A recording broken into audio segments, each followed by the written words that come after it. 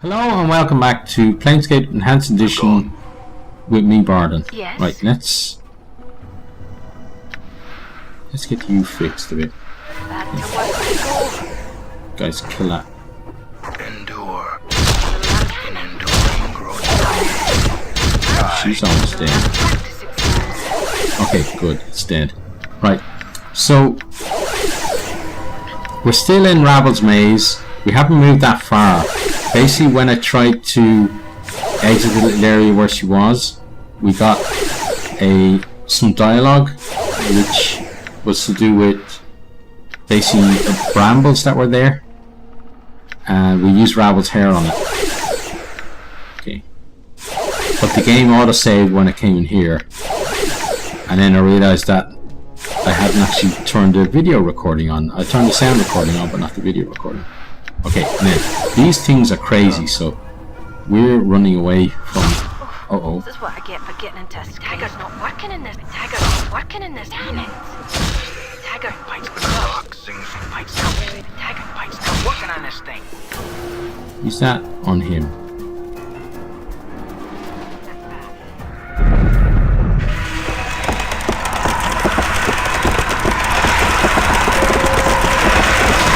Nice.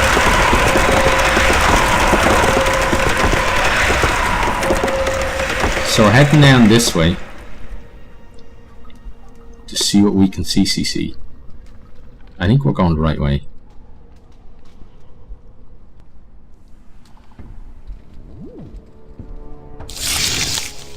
Not the fiend. Oh no. That thing killed her. Damn. Okay. And she's got yeah, get her stuff. Don't leave her stuff behind, guys. Okay, so let's grab that. This, that. Then someone else has to come. Okay, you move out of the way. I'm gone. Huh? Good as done. I hear you. Your path is mine. Everyone's leveled up, but I'm not doing the level ups What? until we're somewhere safe. Good as done.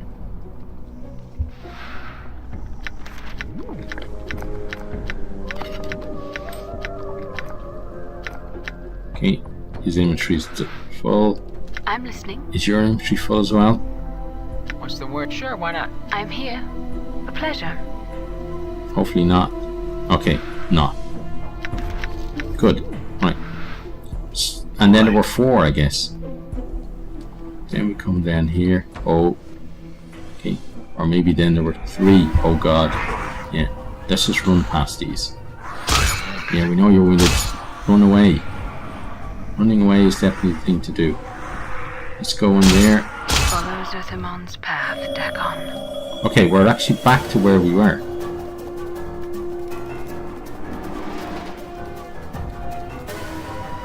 And Dakon... Where's Dakon's Very stuff? Is it back through that? Bet it is.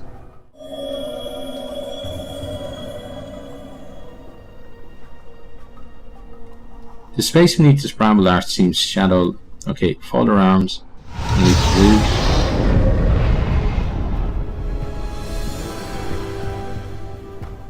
Okay, we got a cutscene. Off with you. Dead I am. Then Death's kingdom has sealed its gates to us both. Arise, crone. Hopefully we haven't lost Dakon's stuff though. Away with you. I'm dead, and no traffic with the living may I have. I care little for how you die, but I warn you for the last time. Arise, or I shall slay you where you lie.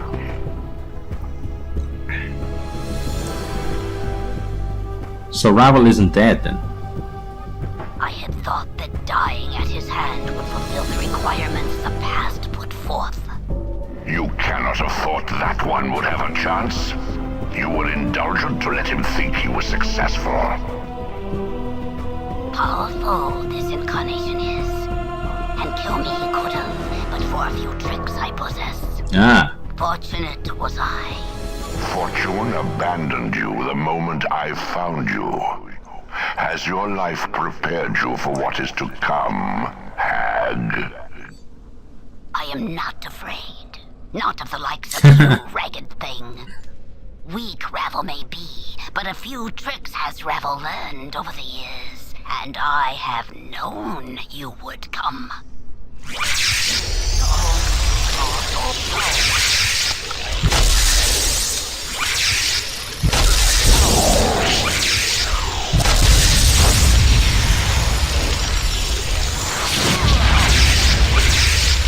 Oh.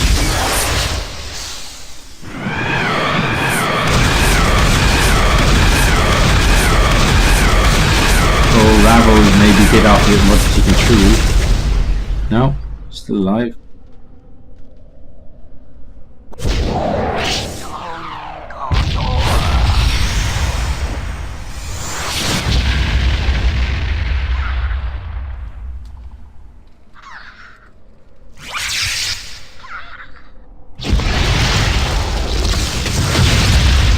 This is interesting. Oh, there's ice now as well.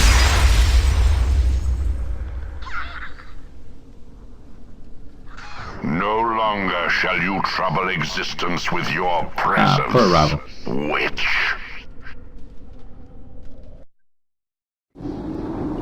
Okay, and then the Outlands. Okay, that's where we are now, I guess.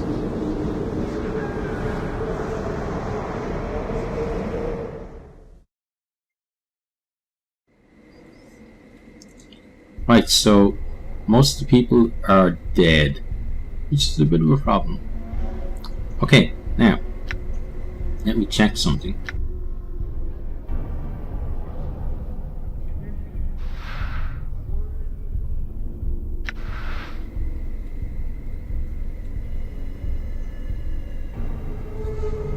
How did we... Oh, it's the other one, isn't it? Yeah. I want to go back to Ravel's Maze, but I guess first we should probably rest. Can we find somewhere to rest? I'm gone. Oh. I keep using WASD to move the screen.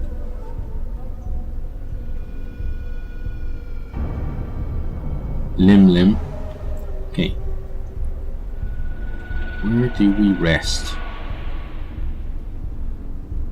Can he tell us? Can you guys tell us somewhere to rest, please? You see one of Curst's finest. He looks a little bored. What do you want? Don't you know there's a lockdown?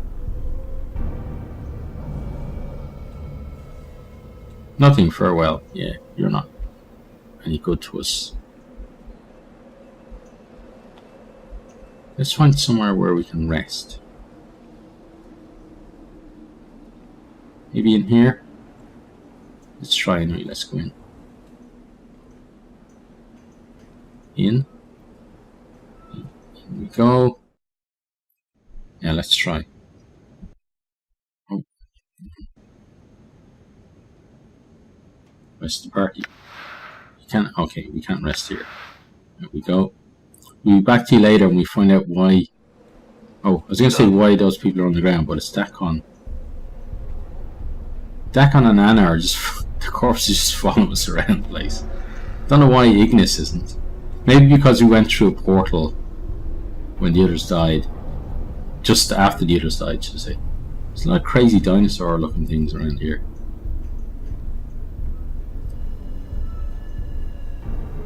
I'll give us somewhere where we can rest, so we can just go back. Maybe in here? Yeah, this looks like the kind of place where they'd let you rest. Okay, let's try. There's Ignis now as well, look. Rest.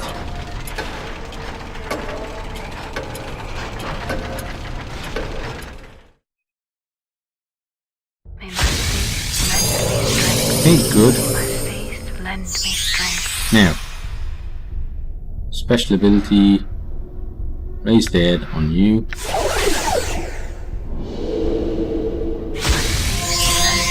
Okay. Shiawase? I believe that's Japanese. May my faith lend me strength. Raise dead on you. The flames grow within Okay, and then let's rest the party.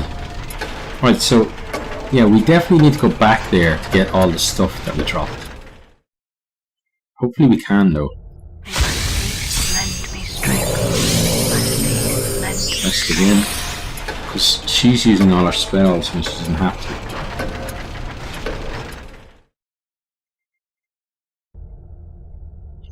I will Yeah, because he's not going to have his blade or anything, is he?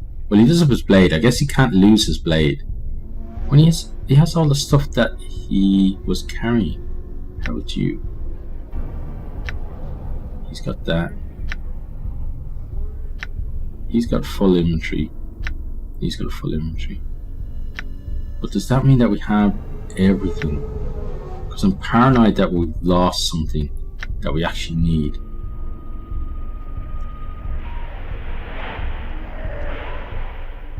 Okay, so where was that crazy? There's Rebel's grey hair. Where's the thing that let us go there? Maybe it has something that... Maybe there's something to do with that area that lets you get away with stuff that you wouldn't normally do. So maybe just transport us here with all of our stuff. Hopefully. So that's what we'll assume for now. Could be completely wrong, but that's what we're assuming. Right, now. So everyone is fine. Your path is mine. And everyone needs to level up. So let's do the leveling up, then let's do some chatting. Okay, so level up. Statistics screen. Okay, good. Level up.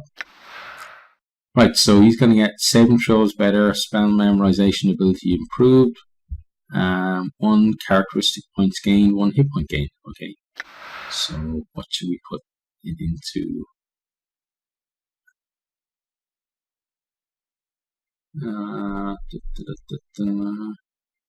Maybe charisma? Yeah, let's accept that. Okay, then let's level you up. Okay, and level you up. Okay, thief skills. Detect traps. Open doors. Let's get that up as high as that. Yeah, detect traps then. Here we go, accept that. And level you up. Okay, 5 hit points and 2 hit points from con bonus as well. Okay, level you up. 4 hit points, 2 hit points, spell memorization increased, good. Then you priest abilities increased, plus 5 lower gain from specialization bonus. Okay, cool. Now, inventory stuff. Treated intestines. You keep those. Oh no. Okay, well you keep them then. All this blue stuff will give to you. Strange chunk of rock. Okay. You can have all those. And now let's have a look at them. Let's identify them.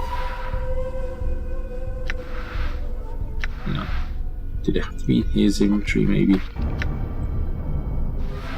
Yeah, he does. Okay. This ropey mass of bloody intestines is yours. Rabble pulled them quickly and painlessly out of your body when she reverted to Marta during your conversation in the Black Barb Maze. The fluids surrounding these intestines have congealed into a slick resin, and holding them is like holding a dry, rubbery cord. You have to admit it makes you uncomfortable to see them outside of your body. Rabble, Marta, whoever that insane hag was, mentioned that these intestines would serve as a powerful charm. It looks like when they are wrapped around one's wrist, like a phylactery? Don't know. They give the wearer a portion of your immortal endurance, increasing the person's pain threshold and armor class. Furthermore, you may call upon this, whatever the hell's of the name it is, power to fully heal a target 3 times. Even when this ability is exhausted, the intestines will still remain. You have to confess, however, no matter what blessing these intestines bestow, they look pretty damn gross when worn as a bracelet. Okay, so why don't you wear them as a bracelet then? Okay, cool. Now, next. So they all have to go to him first. And then he can identify them, I guess. Okay, this one. Okay, it's a spell. These malevolent seeds contain a portion of the black barb maze within themselves. Their power is activated when the seed is hurled at the ground in front of an opponent. When the seed strikes the ground, it sprouts into black branches that tear angrily at the victim's body. Each seed contains only one such curse. Okay. How about this one? The gurgling stone gullet of Elflal the Gross is not as well known as most artifacts tend to be. No wars have been waged over it, no betrayals, no epic journeys into the underworld. Only a few moralizing sorcerers, a fat man and his stomach. As the legend goes, Elflal the Gross was said to have been a promising practitioner of the art, a sorcerer's apprentice to one of the last seers of Essenon. Despite his skill at the art, however, his gluttony was the subject of much ridicule among his peers. During the last great massing of Essenon, Elflal was invited to dine at the centre table, but unknown to him, his peers had filled his wine goblet with an elixir of turning flesh to stone to teach the rotund student a lesson.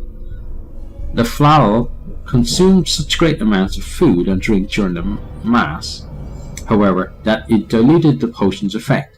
Complaining of stomach ache hours after the feast, the local healers discovered that Elflal's stomach had turned into stone, yet was still capable of digesting food. Elflal lived the rest of his days happily eating, though his gullet was a few pounds heavier than before. When he finally died, his stomach was removed as an oddity, and since then it has wandered the plains in search of new stomachs. To use the artifact, one must consume it. It has the consistency of stale bread. So doing will turn the eater's stomach into the stone gullet. Devouring the stone gullet of the Elflal will grant the user the blessing of stone and rock and slight resistance to stomach acid. Okay. How about this one? This is a string of black barb seeds linked together by one of Ravel's long and grey hairs. This is one of Ravel's improvised charms. When the string of seeds is sliced in the right spot, the necklace unravels around the caster, surrounding the user with a black barbed shield that will help protect them from attack and will also damage anyone attempting to harm the caster. Okay, and then this one. These crossbow bolts have heads with grooves cut into the side. They constantly make a strange whistling noise that varies in pitch. It's not quite enough to be maddening, but it makes you uncomfortable. Let's identify them, but we don't have the spell. Okay, so where are his spell slots? Magic spell book. Here we go. Okay, so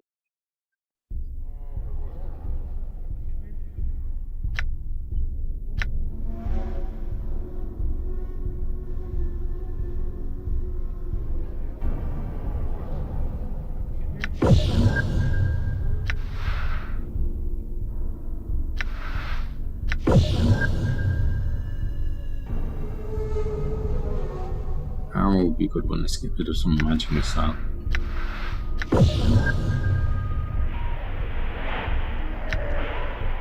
And friends we can do later.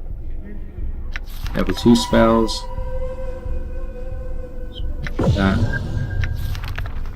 Level 3 spells. Level 4 spells. Level 5. Yeah, we've got all the.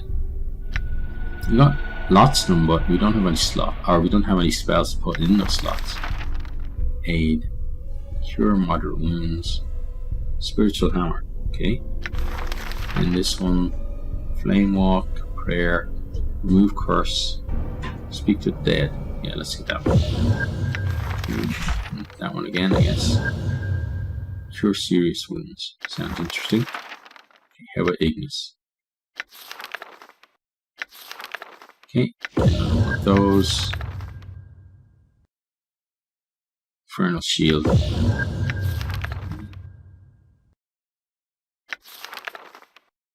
And he's already got all those. And then these, oh, he does have spells. Okay. Let's grab that. One of those. Nothing there. Okay. And these two don't. Okay. Good. Right, that's that done. Wow. That was noisy. Okay, let's go back in here and rest so that we can identify some more stuff.